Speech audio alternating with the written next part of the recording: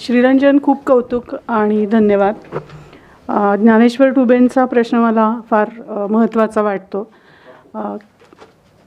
आजच्या वातावरणामध्ये अशा विषयांवरती बोलणं आणि ते धैर्य दाखवणं ही अतिशय कौतुकाची गोष्ट आहे. आणि श्रीरंजन, याबाबतीत तू अपेक्षांना पुरून उरलास, त्यामुळे खूप खूप कौतुक तुझं आणि बिग हँड.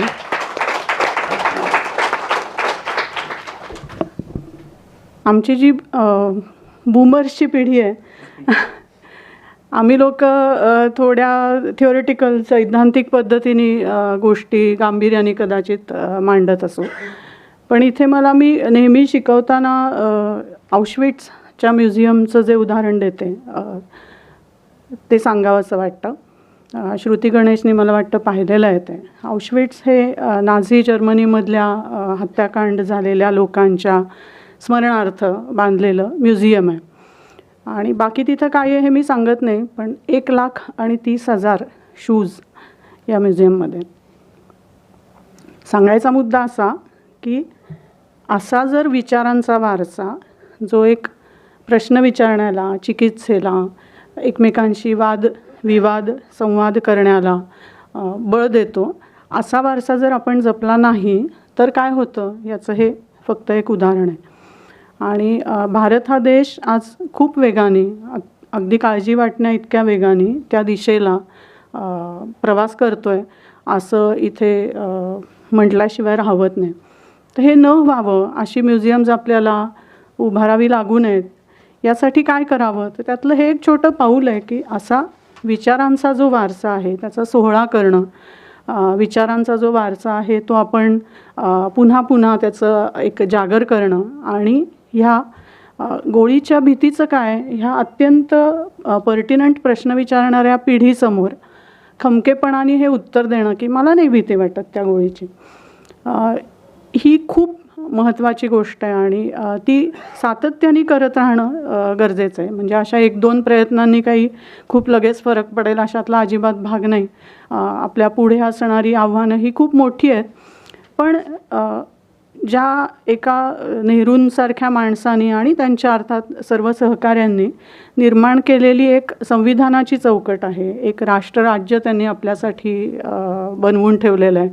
आणि त्या राष्ट्रराज्याच्या संदर्भ चौकटीमध्ये एकमेकांशी संवादी राहत, एकमेकांना प्रश्न विचारत, एकमेकांचे हात धरून आणि द्वेष न करता ह्या विषयांबद्दल आपण किमान बोलू शकतो. या विषयांबद्दल आपण किमान एकमेकांशी संवाद ठेवला पाहिजे.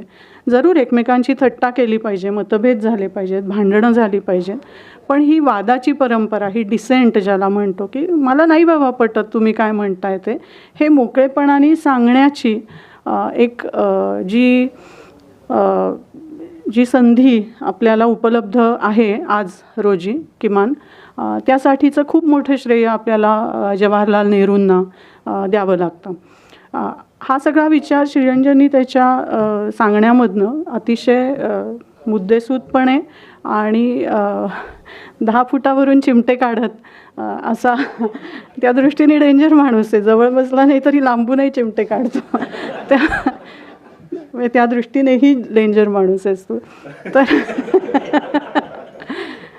पण मुद्दा असा की जवाहरलाल नेहरूंमुळे आज आपण गोष्टी बोलू शकतो, त्यांच्यामुळे आपण एकमेकांशी संवाद साधू शकतो. त्यासाठीचं हे जे संस्थात्मक असं स्वरूप आहे ते त्यांनी आपल्याला अवकाश हे उपलब्ध करून दिलेले आहेत.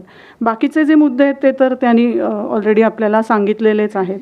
पण एक मुद्दाम ऑशविट्झसारखं उदाहरण दिलं की हा सगळ्यात घातक आणि भयानक असा एक परिणाम आहे. जिथपर्यंत आपल्याला पोचायचं नसेल तर आपण काय करायला हवं, तर आपल्याला नेहरूंसारख्या, बाबासाहेबांसारख्या, ज्योतिराव फुल्यांसारख्या, छत्रपती शाहू महाराजांसारख्या लोकांच्या विचारांचा निदान अभ्यास करूया. सगळ्या गोष्टी पटणार नाहीत आपल्याला अर्थातच. म्हणजे अगदी माझे प्रिय लेखक विचारवंत जे ज्योतिराव फुले, पण त्यांच्याही अनेक गोष्टी आपल्याला माहिती आहे की ह्या गोष्टी ते भांडणामध्ये आपण जसा आवाज चढवून बोलतो तसं वादासाठी पॉलेमिकली ते बोललेलं आहे. तसंच नेहरूंच्या आणि त्यांचे इतर जे मित्रमंडळींशी किंवा सहकाऱ्यांशी जे मतभेद झालेले आहेत त्या बाबतीत म्हणता येतं. पण किमान माणूस म्हणून आपण ह्या गतकालामधल्या लोकांकडे पाहायला हवं. म्हणजे past is a foreign country असं म्हटलं जातं, पण ते खरं नाही आहे. तीही माणसं आपल्याच सारखी होती आणि तीही माणसं अनेक पद्धतींनी आपण जे करतोय तशाच पद्धतीने विचार करत होती. त्यांचेही वैयक्तिक आणि सामाजिक प्रश्न होते, हेवेदावे होते व हितसंबंध होते. ह्या सगळ्याची जाणीव ठेवून जर आपण किमान संवादी राहिलो तर आपल्याला काही भवितव्य आहे. नाहीतर आपल्याला 1,30,000 शूजचं म्युझियम लवकरच दिसू शकेल अशी भीती मला सतत वाटते.